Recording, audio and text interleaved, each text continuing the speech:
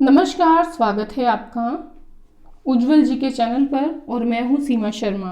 आज हम राजस्थानी साहित्य के विषय में पढ़ने वाले हैं। इससे पहले हम रीट की तैयारी कर रहे हैं और उसके बहुत से टॉपिक कवर कर चुके हैं।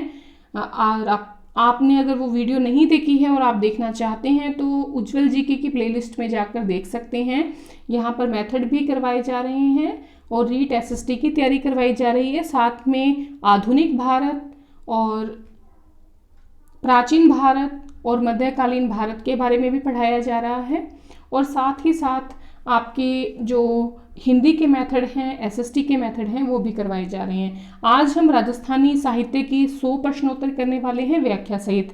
इसके बाद हम जो आपके राजस्थानी भाषा है उसके बारे में भी जो है प्रश्न लगाएंगे इस वीडियो के बाद। ठीक है, तो आज हम राजस्थानी साहित्य के जो 100 प्रश्नोत्तर करने वाले हैं, ये सभी प्रश्नोत्तर जो हैं बहुत ही महत्वपूर्ण हैं। आप अंत तक बने रहिएगा क्योंकि इसमें जो आपके क्वेश्चन दिए हैं वो हैं आरपीएससी फर्स्ट ग्रेड के, सेकंड ग्रेड के और इसके साथ ही जो रीट में पूछे गए प्रश्न हैं, साथ ही जो आरएस वगैरह में पूछे गए प्रश्न हैं, वो सभी जो है इसमें संकलित किए गए हैं। इससे बाहर मेरे हिसाब से तो नहीं आना चाहिए प्रश्न, और फिर भी आप इसको डिटेल में ज़रूर देखिएगा। ठीक है, इस वीडियो को अंत तक देखिएगा।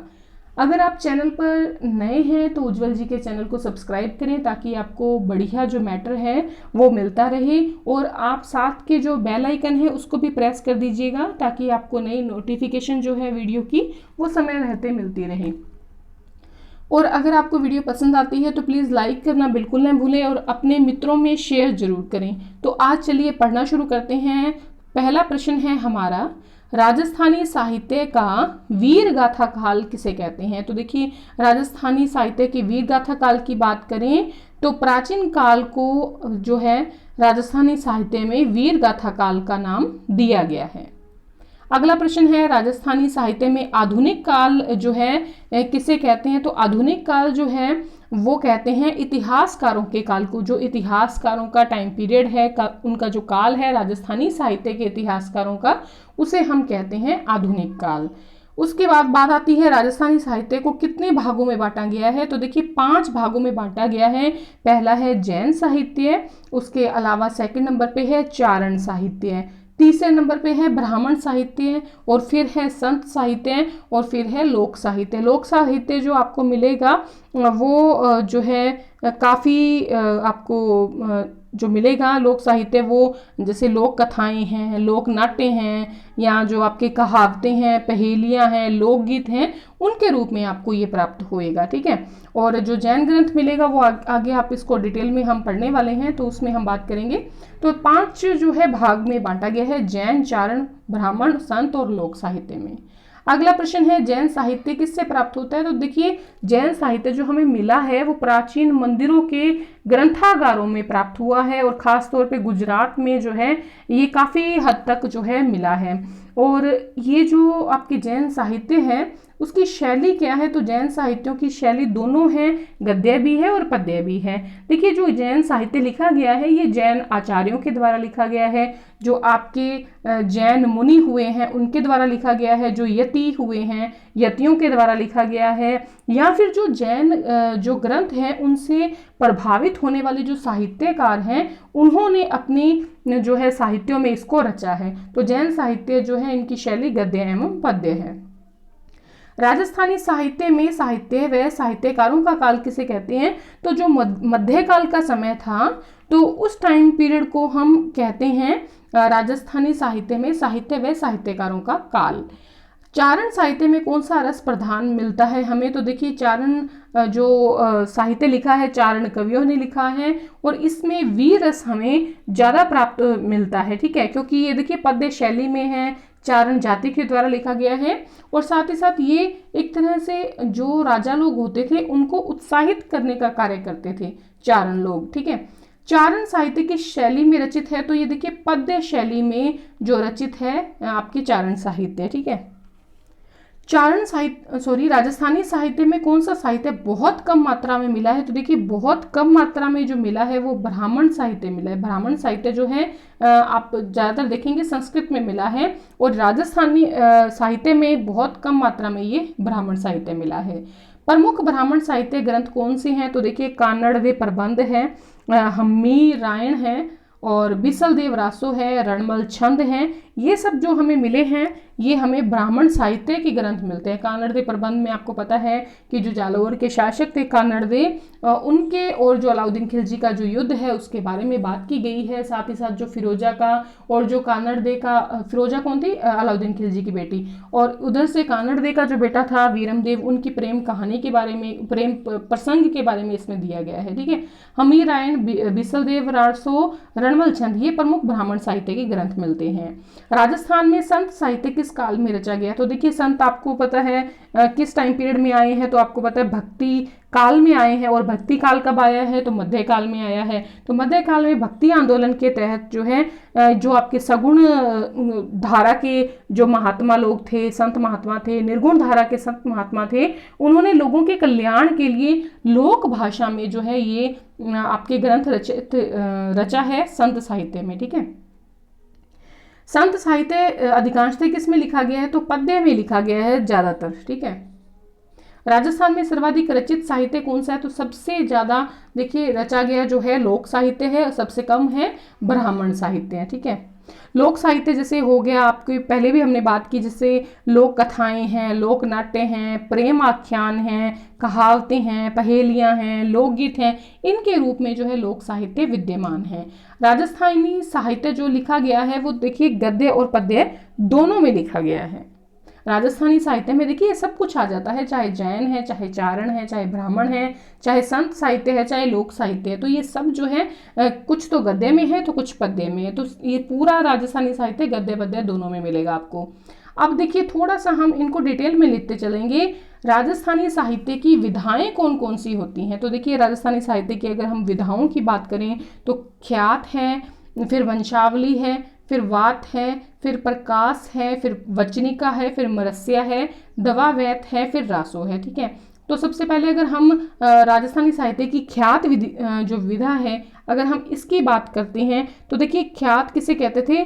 जो आपके मान मर्यादा प्रदर्शित करती थी, और साथ ही साथ जो वंशावली को दर्शाती थी वो होती थी आपके ख्यात। ठीक है, तो ये आप ध्यान रखिए, ख्यात में क्या लिखा गया है? मान मर्यादा वंशावली को दर्शाया गया है। वंशावली तो नाम से ही पता लग रहा है किसकी वंशावली दी गई है? तो राजवंशों की जो वंशावलियां हैं इनका विस्तृत जो वर्णन किया गया है वो किसमें किया गया है? वंशावली के अंतर्गत किया है। फिर अगर हम वात विधा की बात करें तो देखिए वात का मतलब क्या होता है? बात करनी या बात करनी, जैसे हम कोई कथा करते हैं या जो कोई कहानी करते हैं। देखिए राजस्थान में अगर हम कोई व्रत त्योहार रखते हैं, कोई व्रत रखते हैं, तो उसमें कहते हैं कि हम बात सुना दो। ठीक है, बात यही वात है। वात का मतलब होता है कथा या कहानी, तो कथा या कहानी के रूप में वात मिलता है। प्रकाश की बात करें तो देखिए कोई वंश है या फिर कोई व्यक्ति है, ठीक है, इनके जीवन की कोई प्रमुख जो घटना होती है या विशेष घटना होती है उस पर प्रकाश डालने के लिए प्रकाश जो है उनकी रचना की गई है। उसके बाद अगर हम बात करें वचनिका की, तो वचनिका क्या चीज होती है? तो जो वचनिका होती है ये गद्य और जो पद्य है, आपकी गद्य और पद्य, इन दोनों की मिश्रित होती है और ये तुकांत रचना होती है। तुकांत समझते हैं ना, जब अंत में तुकांत आ जाता है, यानी कि तुक जो है वो मिलते हैं। मरस्या की अगर हम बात करें, मरस्या नाम से पता लगता है कोई व्यक्ति मर गया है। कौन मर गया है? या तो कोई राजा मर गया है या कोई जो है विशेष व्यक्ति मर गया है। तो इनके जो मरने पर जब ये मर जाते थे तो उनके जो चारित्रिक गुण हैं उनके वर्णन की बात जो है वो मरस्या में की गई है। दवावैत की बात करें तो इसमें जो प्रशंसा होती है, ठीक है, इसमें किसी की प्रशंसा जो होती है वो दोहे के रूप में की गई है, चाहे कोई संत है या राजा है या कोई विशेष महान व्यक्ति है उसकी। ठीक है, उसके बाद बात करें रासों की, तो ये भी रासों का मतलब भी ये प्रशंसा से लिया गया है। तो किसकी प्रशंसा? यहाँ पर राजाओं की प्रशंसा, जैसे पृथ्वीराज रासो है। ठीक है, तो राजाओं की प्रशंसा में लिखे गए ग्रंथ क्या कहलाते थे? रासो कहलाते थे। उसके बाद आ गया वेली। वेली मतलब जैसे आप ये मान लीजिए कोई शासक है या कोई सामंत है, ठीक है, तो कोई शासक है या कोई सामंत है, इसकी वीरता या स्वामी भक्ति या कोई और गुण जो हैं, ठीक है, उनको जो आप प्रदर्शित करते थे या जिनमें उनके युद्ध अभियानों को या उनकी वीरता को या उनके रूप उनको प्रशंसा के रूप में लिया गया था, उसे कहते हैं वेली। ठीक है, फिर आता है विगत। विगत किसे कहते हैं? जैसे इतिहास परक जो ग्रंथ हैं, इतिहास परक जो ग्रंथ होते हैं उनके लेखन की शैली है ये विगत। ठीक है, लेखन की शैली क्या कहलाती है? विगत कहलाती है।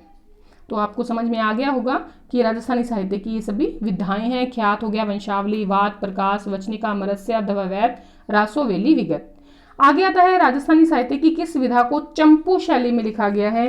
तो अगर हम बात करें चंपू शैली की, तो वाद जिसको हम कहानी भी कहते हैं, कथा भी कहते हैं, तो उसे आपने किस में लिखा गया है? तो उसे लिखा गया है आपको आपके चंपू शैली में। ठीक है, देखिए ये जो बात होती थी, या तो ये प्रेम परक होती थी, या पौराणिक होती थी, या काल्पनिक हो सकती थी, या ऐतिहासिक होती, उन सभी कथानकों को लेकर जो है बात लिखी जाती थी। वचनिका लिखी जाती है तो जो अपभ्रंश मिश्रित राजस्थानी है, अपभ्रंश मिश्रित राजस्थानी, इसमें वचनिका जो है वो लिखी गई है। हम भाषा पर भी एक वीडियो बनाएंगे, उसमें इसी प्रकार से बढ़िया बढ़िया प्रश्न लेकर आएंगे। ठीक है, तो वो भी आप जरूर देखिएगा। तो वचनिका किसमें लिखी जाती है? अपभ्रंश मिश्रित राजस्थानी में। फिर आती है आपकी राजस्थानी साहित्य की किस विधा में उर्दू फारसी का यूज हुआ है। दवावैत में उर्दू फारसी की जो शब्दावली है उससे युक्त जो राजस्थानी कलात्मक लेखन शैली है उसका इसमें प्रयोग किया है, जिसमें क्या होता था, किसी की प्रशंसा जो है उर्दू फारसी के दोहों में की जाती थी। आगे आता है वेली किसन रुक्मनीरी। वेली ये जो ग्रंथ है किस भाषा में लिखा गया है? तो डिंगल भाषा में लिखा गया है। तो डिंगल भाषा में कौन सा लिखा गया है? वेली किसन रुक्मनीरी। राजस्थानी साहित्य में कौन सा रस विद्यमान है? तो देखिए अगर हम चारण साहित्य की बात करें तो वीर रस विद्यमान है, लेकिन अगर हम पूरे राजस्थानी साहित्य की बात करें तो उसमें वीर रस और आपको जो श्रृंगार रस है ये दोनों भरपूर मात्रा में मिलेंगे। राजस्थानी साहित्य की पहली रचना कौन सी मानी जाती है? तो ये याद रख लीजिएगा, भरतेश्वर बाहुबली घोर। ये रचना जो है ये राजस्थानी साहित्य की पहली रचना मानी जाती है। इसमें क्या है, एक तो भरत और एक जो बाहुबली है, इन दोनों के बीच में जो युद्ध हुआ है उसका वर्णन किया गया है भरतेश्वर बाहुबली घोर में। तो ये अगर बात करें कौन सी भाषा में है, तो मारू गुर्जर जो शैली है, आप मतलब भाषा है, उसमें रचित की गई है। किसने रची है? तो उनका नाम भी आप याद रखिएगा, वज्रसेन सूरी।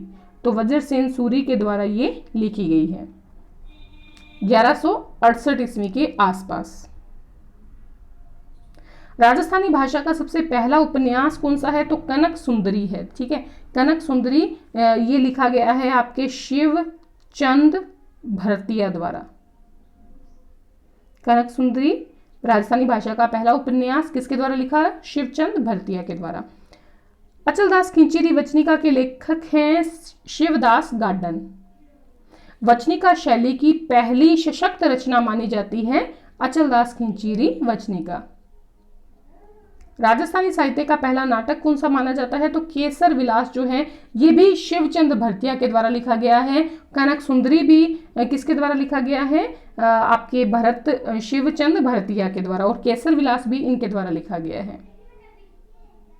राजस्थानी साहित्य की पहली कहानी कौन सी मानी जाती है? तो पहली कहानी मानी जाती है विश्रांत प्रवास, और ये भी किसके द्वारा लिखी गई है? तो शिवचंद्र आपके भरतिया के द्वारा। तो क्या क्या लिखा गया है? पहली कहानी विश्रांत प्रवास किसके द्वारा लिखी गई है? शिवचंद्र भरतिया के द्वारा। अगर हम बात करें पहले नाटक की केसर विलास की, तो ये भी शिवचंद्र भाटिया आपके भरतिया के द्वारा। उसके बाद अगर हम बात करें कनक सुंदरी की, जो पहला उपन्यास माना जाता है, ये भी किसके द्वारा लिखा गया है? शिवचंद्र भरतिया के द्वारा।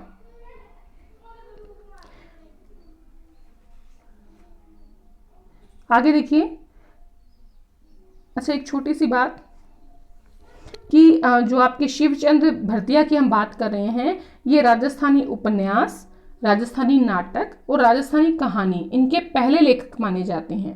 कौन? शिवचंद्र भरतिया।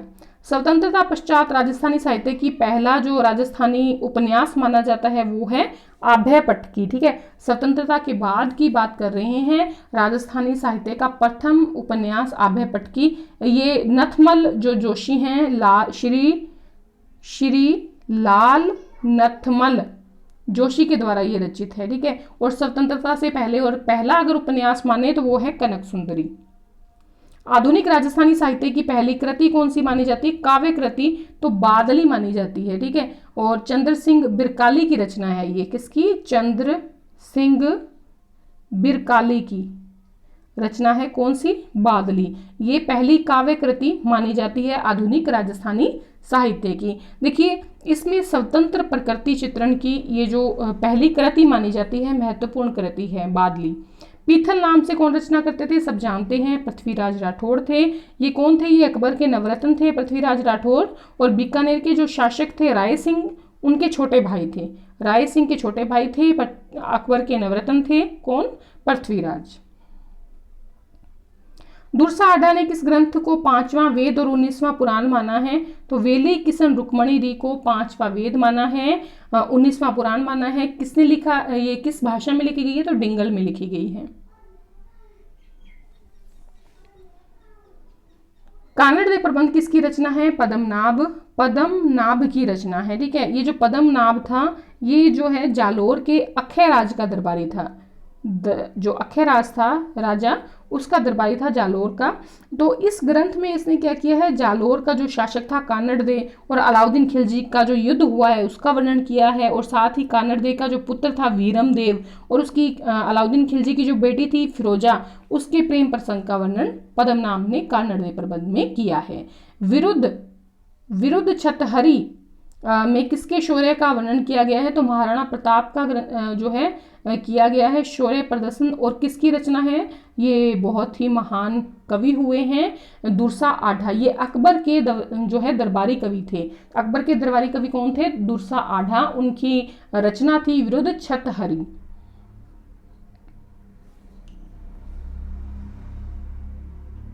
किरतार बावनो किसकी रचना है? ये भी किसकी रचना है? दुर्सा आढा की। और विरुद्ध छतहरी और किरतार बावनो दोनों ही किसकी रचना है?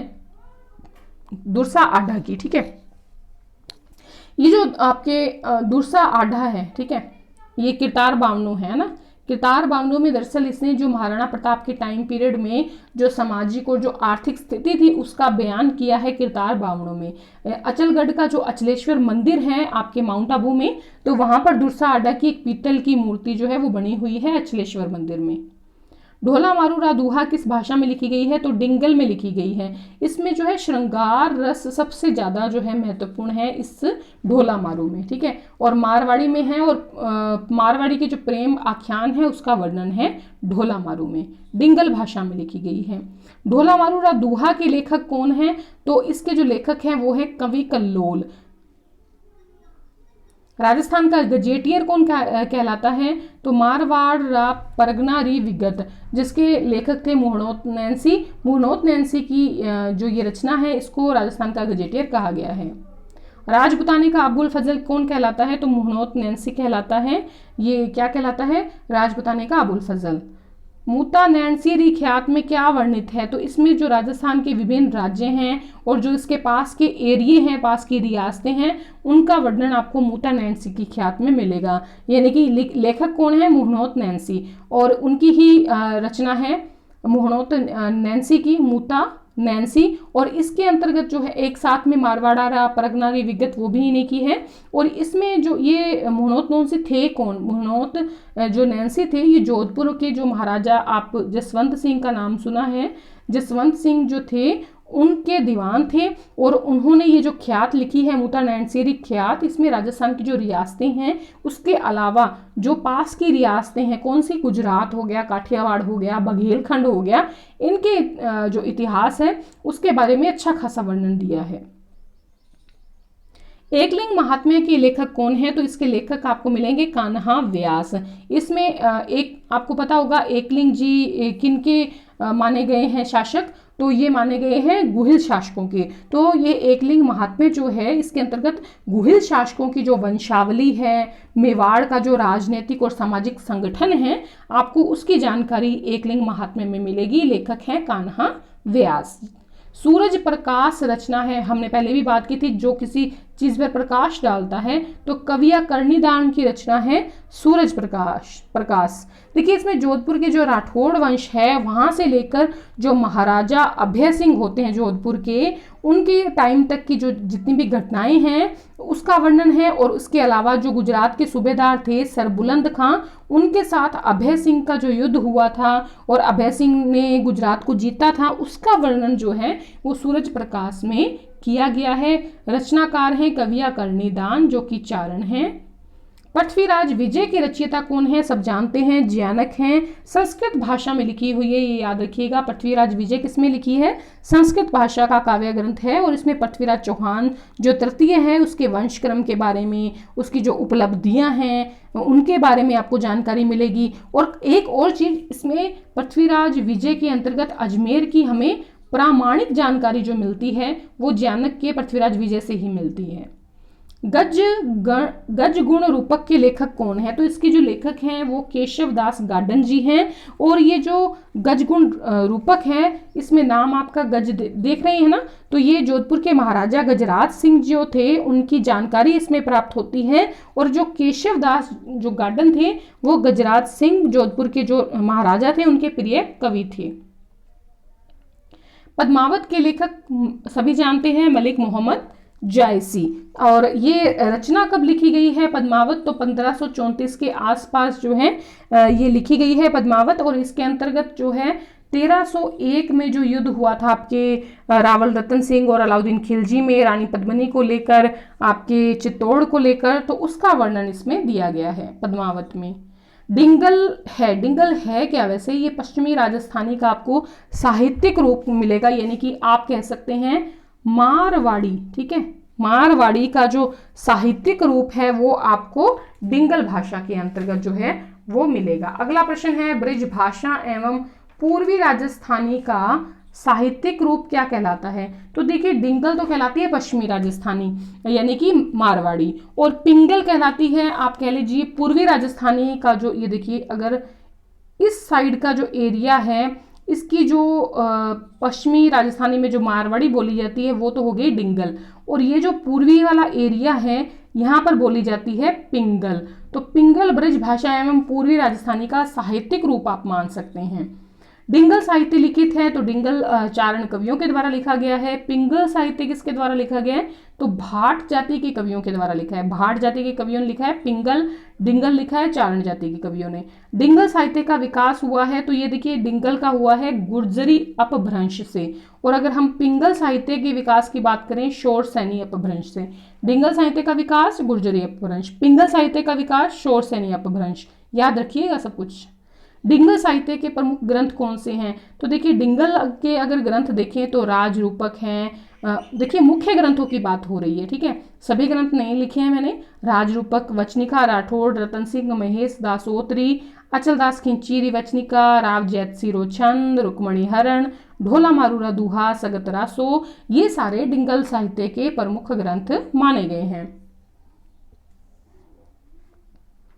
आगे है पिंगल साहित्य के प्रमुख ग्रंथ कौन से हैं, तो पृथ्वीराज रासो, विजयपाल रासो, रतन रासो, खुमान रासो, वंश भास्कर, ये जो हैं ये सभी माने गए हैं आपके पिंगल साहित्य के। एक बार देख लीजिए।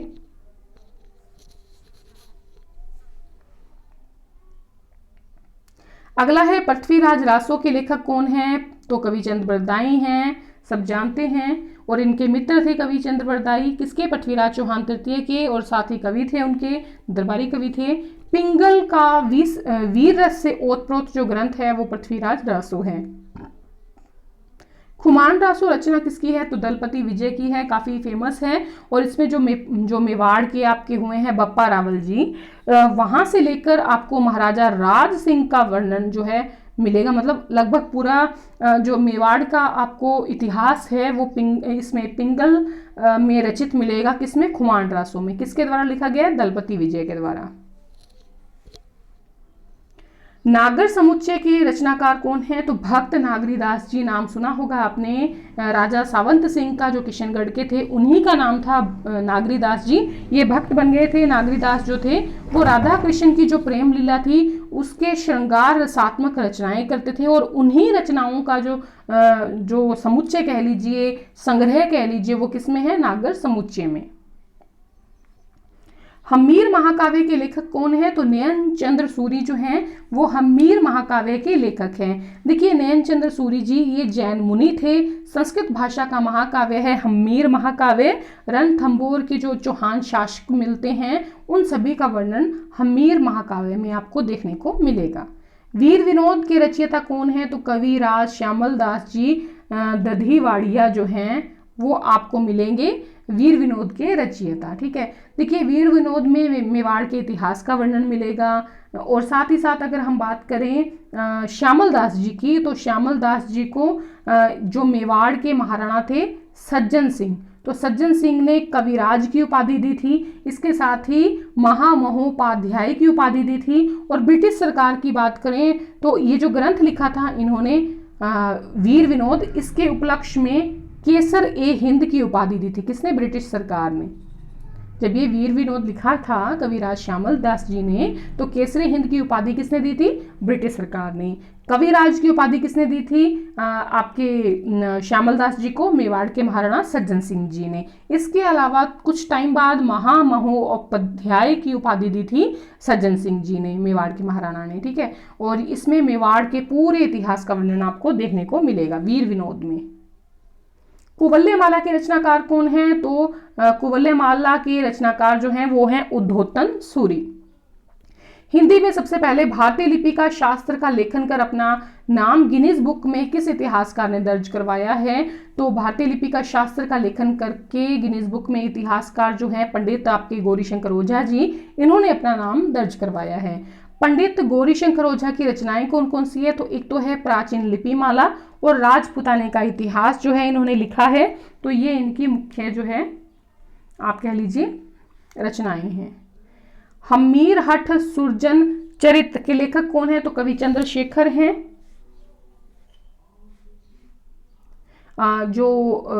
ये लिखा है सुरजन चरित्र, तो ये देखिए बूंदी के शासक थे राव सुरजन जी, उनके आश्रित कवि थे चंद्रशेखर जी, इन्होंने उनके ऊपर लिखा है आपकी बूंदी शासक राव सुरजन जी पर सुरजन चरित्र।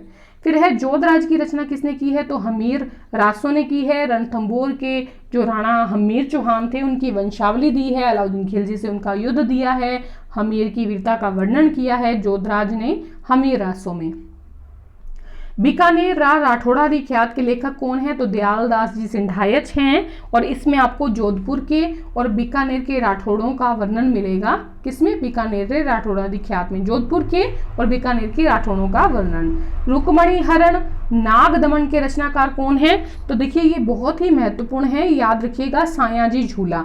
रुक्मणी हरण नाग दमन, और इसके अलावा जो है इन्होंने इनकी एक जो कृति है काफ़ी फेमस है आपके महादेव पार्वती री वेली। ये सेकंड ग्रेड 2016 में पूछा गया था। बीएसटीसी 2016 में पूछा गया था। पटवार की परीक्षा 2011 की हुई है, उसमें पूछा गया था कि महादेव जो पार्वती री वेली है ये किसकी है? तो ये आपके सायाजी झूला की है, याद रखिएगा। देखिए सभी प्रश्न इंपॉर्टेंट हैं, आप हर प्रश्न को इंपॉर्टेंट मान के चलें और पूरी वीडियो अंत तक देखा करें। ठीक है, पाथल और पिथल किसकी कृति है? तो कन्हैया लाल सेठिया की है, ये भी प्रश्न आया हुआ है। बीसल देव रासो की मुख्य महिला पात्र कौन सी है? बहुत महत्वपूर्ण है, राजमती जी हैं बीसल देव रासो की मुख्य महिला पात्र। बूंदी के प्रसिद्ध साहित्यकार सूर्यमल मिश्र ने किस ग्रंथ की रचना की है? तो वंश भास्कर की रचना की है, ये भी पूछा गया प्रश्न है। वंश भास्कर ने सूर्यमल मिश्र ने वंश भास्कर की रचना की है, प्रसिद्ध साहित्यकार हैं बूंदी के। अच्छा, किस राजपूत राजा द्वारा नेह तरंग लिखी गई है? तो राव बुद्धराज के द्वारा लिखी गई है। सत्यार्थ प्रकाश का प्रकाशन कहाँ हुआ है? ये भी इंपॉर्टेंट है, अजमेर में प्रकाशन हुआ था। किसका? सत्यार्थ प्रकाश का। और लेखक कौन है? तो आपको पता है स्वामी दयानंद सरस्वती का सुप्रसिद्ध ग्रंथ है संगीत राज सूड प्रबंध संगीत मीमांसा के रचनाकार हमारे महाराणा कुंभाजी मेवाड़ के। संगीत राज सूड प्रबंध संगीत मीमांसा के रचनाकार। हाला झालारी कुंडलिया की रचना किसने की है? तो देखिए ईसरदास बारहट ने की है। ये भी प्रश्न पूछा गया है, हाला झालारी कुंडलिया ईसरदास बारहट के द्वारा। गुण भाषा के रचनाकार कौन है? तो गुण भाषा के रचनाकार हैं हेम कवि। ये भी पूछा गया प्रश्न है। ये देखिए कुछ प्रश्न मैंने सीधा ही उठा लिए हैं जो कि लगातार 2-3 परीक्षाओं में आ रहे हैं, तो ये वही प्रश्न है। गुण भाषा के रचनाकार हेम कवि। बीठो सूजा की रचना राव जैतसीरो छंद। बेली कृष्ण रुक्मणी री किस भाषा का ग्रंथ है? तो उत्तरी मारवाड़ी। किस प्रतिहार शासक के दरबार में प्रसिद्ध कवि राजशेखर थे? तो महीपाल के शासन में थे आपके राजशेखर। ये भी पूछा गया प्रश्न है। राजस्थान की भाषा के लिए राजस्थानी शब्द सबसे पहले किसने जो है प्रयुक्त किया था? तो जॉर्ज अब्राहम ग्रियर्सन ने जो है राजस्थानी शब्द जो है सबसे पहले प्रयुक्त किया है राजस्थान की भाषा के लिए। राजपूतों पर अंग्रेज अफसर द्वारा रचा गया अत्यंत, ये देखिए ये पेपर में आए हुए प्रश्न है, अत्यंत व्यापक प्रबंध किस पुस्तक को बताया गया है? राजपूतों पर अंग्रेज अफसर द्वारा रचा गया है, तो ये है annals and antiquities of Rajasthan. ये देखिए सीधा प्रश्न नहीं पूछा गया है, इनसे आपसे ये पूछा गया है कि अत्यंत व्यापक प्रबंध किस पुस्तक को बताया गया है? तो ये annals and antiquities of Rajasthan. उसके बाद चेतावनी चुंगटिया के रचनाकार कौन है? तो बहुत ही महत्वपूर्ण आपके रचना है, बहुत बार परीक्षा में पूछा गया है। तो ये है चेतावनी चुंगटिया के रचनाकार है केसरी सिंह बारहट, जो स्वतंत्रता सेनानी भी थे। उसके बाद है डिंगल शब्द का सबसे पहले प्रयोग किसने किया है? देखिए जो चेतावनी या चुंगटिया है, ठीक है, इसमें है क्या चीज? देखिए केसरी सिंह बारहट जी क्या करते हैं, मेवाड़ के महाराजा जो फतेह सिंह जी होते हैं उनको ये दोहे भेंट करते हैं ताकि वो 1903 का जो दिल्ली का दरबार आयोजित किया जाता है उसमें न जाए। और ये मेवाड़ के कवि होते हैं, तो जो फतेह सिंह जी होते हैं, महाराजा फतेह सिंह जी, वो चेतावनी या चुंगटिया को सुन करके और फिर वो दिल्ली दरबार में हाजिर नहीं होते। डिंगल शब्द का सबसे पहले प्रयोग किस कवि ने किया है? तो देखिए कवि आसियां बांकीदास जी का नाम आपने सुना है, तो बांकीदास जी हैं इसके आपके रचनाकार, सबसे पहले प्रयोग करने वाले डिंगल का किसने किया है? कवि आसियां बांकीदास ने। देखिए जो डिंगल साहित्य है वो कैसा साहित्य है? वो वीर रस से ओतप्रोत है, इसीलिए चारण कवियों ने जो है डिंगल का प्रयोग किया है। राजस्थानी साहित्य की प्रमुख शैलियां कौन सी हैं? तो देखिए डिंगल और पिंगल, ये दोनों शैलियां जो हैं आपके राजस्थानी साहित्य की प्रमुख शैलियां हैं, जिसमें डिंगल आपके हैं पश्चिमी राजस्थानी यानी कि मारवाड़ी की, और अगर हम बात करें पिंगल की तो ये आपको मिलेगी पूर्वी राजस्थानी में, ब्रज भाषा की, ठीक है। वंश भास्कर के रचयिता कौन है? तो सूर्यमल मिश्रण जी जो हैं वो आपके वंश भास्कर के रचयिता हैं, बहुत इनको माना गया है। ये बूंदी के महाराव राम सिंह के दरबारी कवि थे। और पिंगल जो काव्य ग्रंथ है, ठीक है, आपके ये जो वंश भास्कर है इसका जो पूरा इतिहास लिखा है, कहने का मतलब है बूंदी राज्य का जो पूरा इतिहास जो पूरा किया है वंश भास्कर में, वो इनके दत्तक पुत्र, शुरू तो इन्होंने किया था और पूरा किया था इनके दत्तक पुत्र थे मुरारी दान जी, तो मुरारी दान जी ने पूरा किया था। फिर है बिसलदेव रासो के रचनाकार कौन है? तो बिसलदेव रासो के रचनाकार हैं नरपति नाल हैं। देखिए इसमें बिसलदेव जो अजमेर के चौहान शासक थे, विग्रह राज चतुर्थ भी उनको कहते हैं, बिसलदेव भी उनको कहते हैं। उनकी जो पत्नी थी, उनकी रानी थी जो राजमती, उनकी प्रेम कथा है बिसलदेव रासो में। बांकीदास री ख्यात में किसका वर्णन मिलेगा? तो राजस्थान के इतिहास का पूरा वर्णन आपको मिलेगा बांकीदास री ख्यात में। बिहारी सतसई के लेखक महाकवि, बिहारी किसके दरबारी कवि थे? तो बिहारी कवि तो सब जानते ही हैं, जयपुर के नरेश मिर्जा राजा जयसिंह के जो है कवि थे, दरबारी कवि। राजरूपक किसकी रचना है? तो वीरभान की रचना है, डिंगल भाषा का ग्रंथ है राजरूपक डिंगल का। जयपुर के महाराजा प्रताप सिंह द्वारा रचित काव्य ग्रंथों का संकलन किसमें है? तो देखिए ब्रज निधि ग्रंथावली जो है इसके अंतर्गत आपको महाराजा प्रताप सिंह द्वारा रचित काव्य ग्रंथों का संकलन प्राप्त होगा। आगे देखिए बहुत महत्वपूर्ण है ये, वचनिका राठौड़ रतन सिंह महेश दासोत्री के लेखक कौन है? तो जग्गा खिड़िया जो है इसके लेखक हैं। देखिए जो धर्मत का युद्ध हुआ था, आपको याद आ जाए, इतिहास में चले जाएं आप तो औरंगजेब की बात होगी। मुराद कौन था? मुराद औरंगजेब का भाई था। किसके बेटे थे? ये शाहजहां के बेटे थे दोनों, मुराद और औरंगजेब जो है, इन दोनों में युद्ध होता है आपके राज्य को लेकर, दिल्ली की सल्तनत को लेकर, आप मुगल शासक बनने को लेकर। तो धर्मत के युद्ध के अंतर्गत जो राठौड़ रतन सिंह जी थे, उनके बलिदान का वर्णन इसमें किया गया है। वचनिका राठौड़ रतन सिंह जी ने अपना बलिदान दिया था, वीरता प्रदर्शित की थी, उसका वर्णन है। वचनिका राठौड़ रतन सिंह महेश दास ओत्री।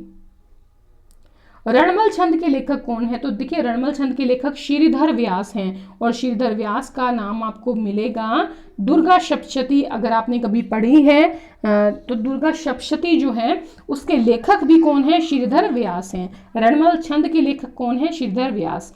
अचलदास खिंचीरी वचनिका का लेखक कौन है? तो शिवदास गार्डन जी हैं, बहुत महत्वपूर्ण है। मांडू के सुल्तान थे होशंग शाह, ठीक है, होशंग शाह जो मांडू के सुल्तान थे, और जो गागरोन के शासक थे अचलदास जी। इन दोनों के बीच में जो युद्ध हुआ था आपके 1435 के शायद आसपास हुआ था। डिंगल भाषा में ये लिखा गया है, ठीक है। किसके बीच में हुआ था? गागरोन के राजा अचलदास खिंची के बीच में, और हुआ था आपके मांडू के सुल्तान होशंग शाह के बीच में, उसका वर्णन है। राव जैतसिंह छंद के लेखक कौन है? तो बिट्ठू सुजा जी हैं राव जैतसिंह छंद के लेखक। तो देखिए ये जो राव जैतसिंह छंद हैं, दरअसल क्या हुआ, ये जैतसिंह जी कौन थे? ये राव जैतसिंह जी थे बीकानेर के राजा। और कामरान आपको याद होगा बाबर का बेटा था, हुमायूं का छोटा भाई था कामरान। तो उन दोनों के बीच में, जैतसिंह और उन दोनों के बीच में युद्ध होता है, और उसके युद्ध का वर्णन जो है राव जैतसिंह छंद में मिलेगा। बिट्ठू सुजा जी की रचना है। सगत रासो किसकी रचना है? तो गिरधर आसिया की रचना है। गिरधर आसिया की रचना है सगत रासो, और इसमें शक्ति सिंह का वर्णन मिलेगा। शक्ति सिंह अगर आपको याद आए तो ये कौन थे? ये थे आपके प्रताप के छोटे भाई। तो ये रचना उनके ऊपर है सगत रासो की, और जो ये रचना है ये डिंगल भाषा में है। अजीतोदय ग्रंथ के लेखक कौन है? जगजीवन भट्ट हैं अजीतोदय ग्रंथ के लेखक, और इसमें मारवाड़ के जो महाराजा जसवंत सिंह थे जो, और जो अजीत सिंह जी थे, ठीक है, कौन कौन बहुत महत्वपूर्ण हुए हैं? जसवंत जी और अजीत सिंह का नाम आपने सुना ही होगा, अजीत सिंह, जसवंत सिंह। तो इन दोनों का, ये जो दोनों मारवाड़ के शासक थे, इनका मुगलों के साथ जो संबंध था वो किसमें दिखाया गया है? अजीतोदय में दिखाया गया है। विजयपाल रासो के लेखक कौन है? तो ये लेखक आपको मिलेंगे नल सिंह। ये पिंगल भाषा का लेख आपके ग्रंथ है विजयपाल रासो। विजयपाल रासो दरअसल जो करौली का एक छोटा सा एरिया है, विजयगढ़ कह लीजिए, करौली कह लीजिए, इसके यदुवंशी राजा हुए हैं विजयपाल। उनकी विजयों का जो वर्णन है वो नल सिंह ने बताया है। और विजयपाल के ये क्या थे? आश्रित कवि थे नल सिंह। पाबू प्रकाश के रचयिता कौन है? तो मोड़जी आसिया, नाम बहुत आपने सुना होगा, पाबू प्रकाश की रचना है पाबू जी की। उन मोड़जी आसिया जो है इसके रचनाकार हैं। गुण जोधायन के रचनाकार कौन है? तो गार्डन पसायत कौन है? गुण जोधायन के रचनाकार। ये भी प्रश्न पूछे गए हैं। विश्व वल्लभ के रचयिता कौन है? मिश्र चक्रपाणी। विश्व वल्लभ रचनाकार मिश्र चक्रपाणी। राजस्थान के इतिहास लेखन के पितामह कौन कहलाते हैं? तो आपको पता ही है, कर्नल जेम्स टॉड हैं। और देखिए इन्होंने एक किताब लिखी थी पश्चिमी राजस्थान की यात्रा, यानी कि ट्रेवल्स इन वेस्टर्न इंडिया, तो वो भी आप याद रखिएगा। राजस्थान के कौन से लेखक को प्रथम बिहारी पुरस्कार से सम्मानित किया गया है? डॉक्टर जयसिंह जी नीरज जो हैं 1992 को उनको बिहारी पुरस्कार दिया गया था, वो भी पहला, और ये था के बिरला फाउंडेशन की तरफ से 1992 में पुरस्कार दिया गया। डॉक्टर जयसिंह नीरज जो हैं इन्होंने न केवल हिंदी में, न केवल राजस्थानी, और राजस्थान की जो चित्रकला शैलियाँ हैं उन सब के बारे में जो है किताबें लिखी हैं, तो इसीलिए इनको प्रथम बिहारी पुरस्कार मिला है। और हिंदी में भी इनका हाथ बहुत मजबूत है, ठीक है, कलम बड़ी मजबूत है, ठीक है। गाथा सप्तशती किसकी रचना है? तो महाकवि हाल जो है गाथा सप्तशती के रचनाकार हैं। डिंगल भाषा का अंतिम महान कवि माना जाता है सूर्यमल मिश्रण को। मूमल, जेठवा उजली, सैनी विजानंद, जसमा ओढ़न, ढोला मारू, ये क्या हैं? तो ये राजस्थानी जो प्रेम आख्यान है वो है, मतलब इनके प्रेम की बारे में दर्शाया गया, प्रेम के आख्यानों को दर्शाया गया है।